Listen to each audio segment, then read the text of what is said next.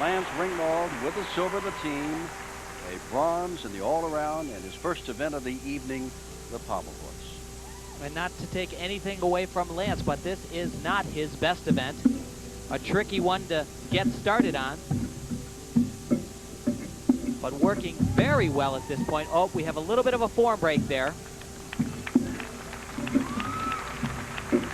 Has picked it up very well. The key to pommel horse is to make it look easy. The swings are long and smooth, and you must fly up to the handstand, and of course stick the landing.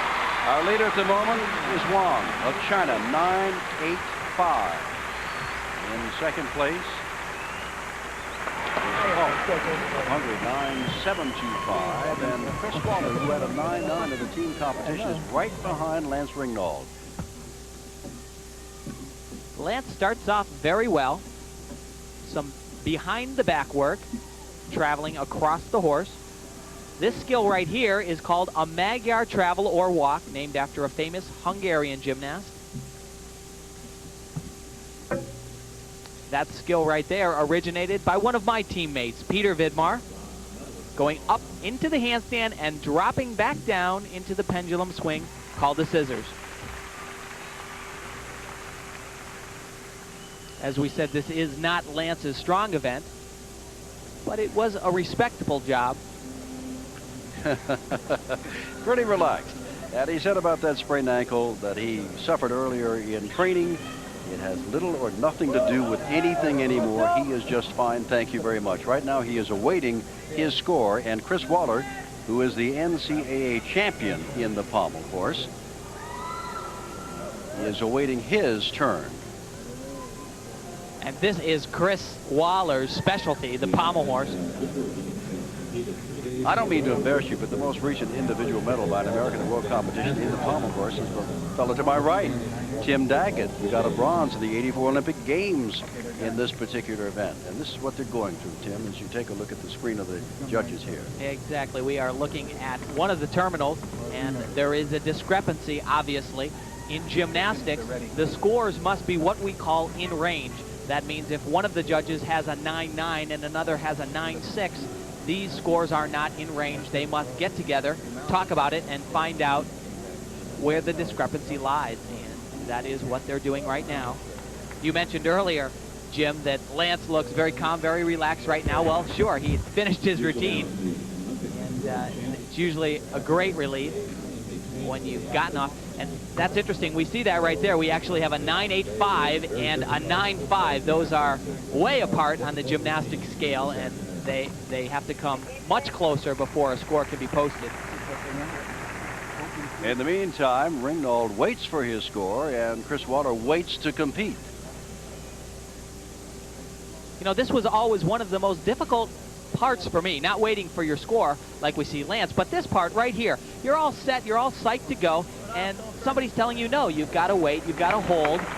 We're not ready for you yet. 9.70, and Ringwald has no chance at all for a medal in this particular apparatus, which is not his best event. Well, he'll have a chance later on. As we mentioned, he is spectacular on the high bar and has a good shot, not only for a medal, but even a gold on that event. Now, Chris Waller, remember, in the team championships on Friday night, had a 9.9 in this event, and he has won the NCAA championship in this event. So we look for something spectacular. He starts out big. This is his flare traveling spindle, and he does it flawlessly. Chris has a wonderful line on the pommel horse, extended. When he's on, he looks very smooth, never labored. He needs to get off the pommel horse without a break, and he'll be right in there. Beautiful routine. Hey, look at that.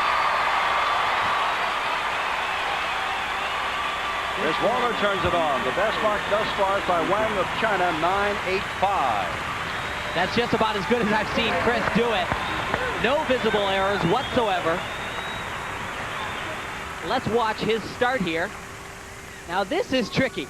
Look at his hands are going in between the pommels, straddling the pommels, while he's flaring and spindling his body. Here's Chris's dismount. Toes very well pointed. Right up through the handstand and a full pirouette to a perfect landing. And now comes what for many people, you said the hard part is getting ready to go, but he's still awaiting that score. And here it comes, a 9-9.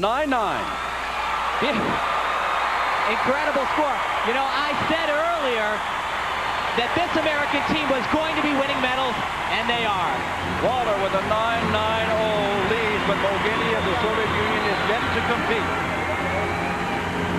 Team Mogilny, who won this event at the 1986 Goodwill Games, now stepping up. Luo of China has just come in with a 9.85 to take second to Waller, but this event, Mogilny, just watch him. The Soviets are all good, and this is his event. Well, if you thought that Chris Waller was flawless, take a look at this guy. He will do every trick in the book in this routine, and then some. Now, for most gymnasts, they'd be thinking about getting off the pommel horse at this point, but he's just getting started. He's won the world championship in this event twice. This is a spindling flare, the same skill that Chris used, but he does it at the end of his routine. You know, in the team competition, he scored a 9.85, kind of ran out of gas at the end. If he hadn't, I think he'd have gotten a 10 for sure. If this goes up there, I'm betting on a 10. That could be right there. I think he's got it. I don't know. I've never seen anything better than that in pommel horse. Outstanding. Valentin Mogilny, twice a world champion in this event and a world championship performance tonight. Beautiful, elegant, extended lines. Never out of control. Never holding back. This his flair, travel across the horse while spindling. And now his dismount. Today, unlike in the team championships, he just flies to the handstand. And his score is 9.975, not quite a 10, but nevertheless, he is the leader. At the moment, Chris Waller is second, and Valery Belyanki of the Soviet Union will be the last to compete. So you can just kind of mark up yet another medal for the American team in the person of Chris Waller. But the question is what? Because here comes Belyanki. You know, that is disappointing. I'm really surprised that he did not get a 10. That was a 10 in my book. Belyanki, of course, he's working very well also. Although he swings very nice, not quite as extended and in control as Mogilny. Had a little bit of a break there also. That could open the door for Chris Waller for a silver medal. But an excellent job. Good job, and remember, every goal thus far, the team, the all-around, the floor exercise tonight, and now the pommel horse belongs to that strong Soviet team. The question is, what did Belyanki get? Did he get good enough to take second, tie for first, take first, or what? With a 9.975, Mogilny is the leader. This is where that one little error, so you see that he bends his elbow right there. Just depends on what the judges think, if they caught that, but that could very well be that 1/10 of a point that Chris Waller needs to not only medal, but bring home the silver. Well, as they march on to the next apparatus, which will be the rings, which you will see, we await the results, the final results here, to see what the finish is. We know that Chris Waller has won a medal. We know that Mogilny has won the gold. We're just waiting to see who gets the silver, who gets the bronze.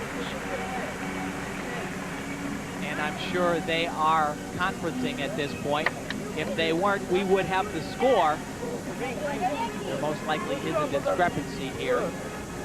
And I'm sure you know, if you're an enthusiastic follower of gymnastics, there yet remains to be decided tonight. 4 more. Here we go. 9.95. So he will finish second to Mogilny. They get the gold and the silver, and Chris Waller of the USA gets the bronze. The Soviets continue their domination. The next time you see us will be on the rings. So from the Tacoma Dome, let's go about 30 miles up the road to the International Broadcast Center in Larry King. This is a group of young Soviet gymnasts at the Army Training Center. Do you hear me okay? Вы нас слышите в Москве? Okay. А вы хотите говорить с нами What по-английски? am I to do then? Okay. Speaks English. Put the microphone in front of the lady in blue, right there, on your left. What is your name, dear? Ask her name. Как тебя зовут? Вот мальчик в синем. Вот рядом с тобой мальчик сидит. Или это девочка? А, девочка. Здесь и девочка. Ну, рядом с тобой совсем. Да. I think our man with the mic He doesn't know what to do. does not know quite what to do. But look at that little... She must... Как тебя зовут? Okay, I tell you what, we wish you all well, and obviously this guy is never going to let go of that microphone forever. But we thank him for joining us. We'll be back with more of Vladimir and the rest. We're going to bring you right back to men's gymnastics in the apparatus finals. We've got the rings coming up. The American to watch is Chris Waller out of UCLA. Jim Simpson, does Chris have a chance for gold here? There are the final results, Larry. Mogilny and Belyanki of the Soviet Union, and Chris Waller gets the bronze. Well, Mogilny, who may retire, has been coached recently by his wife, who herself was a world champion about 9 years ago. Both are now with their own medalist, Kathy Johnson. Thanks, Jim. We're here with Valentin Mogilny and his wife, Olga Bachereva, who was also a world champion. Valentin, the most beautiful pommel horse we've ever seen in this country. Did you think you should have gotten a 10? Our announcer thinks you should have. Какое у вас ощущение после этого выступления? Ну как, я, во-первых, очень устал, потому что было большое напряжение, я подходил практически самым последним. Нужно было выигрывать. First of all, I can say I was very tired. There was enormous tension, but I knew I must win, and I just pulled myself together and did it. Hey, did your wife help coach you? Ваша жена помогает вам тренироваться? Да. Yes, she does. She does a wonderful job. Congratulations. Beautiful routine. Let's go back to Jim. Спасибо большое. And there's the champion of 9 years ago, Olga Bachereva. And right now on the rings, we've just begun. And there's another Soviet. That is Valery Belyanki, who has just taken the silver in the pommel horse, finishing up his routine in a, well, when you mention the rings, Tim, you just mentioned strength and go from there. Strength and swing, and of course a stuck dismount. And there you saw it, D-rated, most difficult, full twisting double layout. They plan on giving nothing away this evening, I'm sure.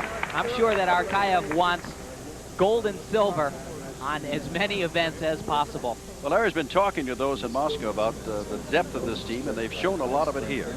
They certainly have. As a matter of fact, Larry was speaking earlier with Dmitry Bilazerchev, one of my all-time favorites and a good friend of mine. I wish him well. He is now retired from the sport of gymnastics, but this boy is definitely not retired. That skill takes a little bit of strength. That's called a Maltese cross. Now look at this dismount, full twisting, double layout, and you know, the thing that's so impressive about him is he is never perfectly on his landings, but he always sticks. He's swinging his arms around, he's shifting his body weight, but he does not move his feet. 9.925. Now that is the first competitor. The first gets a 9.925. Where can you go from here? But still, there's Lyukin and Waller, who could equal that or perhaps beat that. Here's Jens Milbrot of West Germany. Well, it certainly will be difficult for any of these athletes to better that. Tim, if they have not been watching us on Friday or Saturday, they may be shocked to know that the coach Arkayev of the Soviet Union benched a world champion for this meet. He's here, but he's moving mats around. That's right. The current all-around champion of the world did not compete. He traveled. He's in shape, but according to Arkayev, he's not good enough to make the team. The performance by Milbrot of East Germany. He's working very well, shown a good amount of strength. As we've said through our coverage, the top performers on the still rings don't just do what the rules say. They add an extra strength part, add a unique swing combination to go above and beyond the requirements. His dismount, a tucked half in, half out, and a little bit of a step. That's going to cost him not only because of the step, but because the level of difficulty on that dismount really not up to par of what we just saw from Belyanki. Remember, Belyanki, as we watch, Milbrot has set the tone with a 9.925. That's a nice inverted cross. And the thing that's unique about that is he swings from one strength part right into another strength part on a beautiful iron cross. Take a look at some of his swing now. Here's his dismount. The only thing different about this is, first of all, the step, and also that he tucks his knees, which makes the rotation of the flipping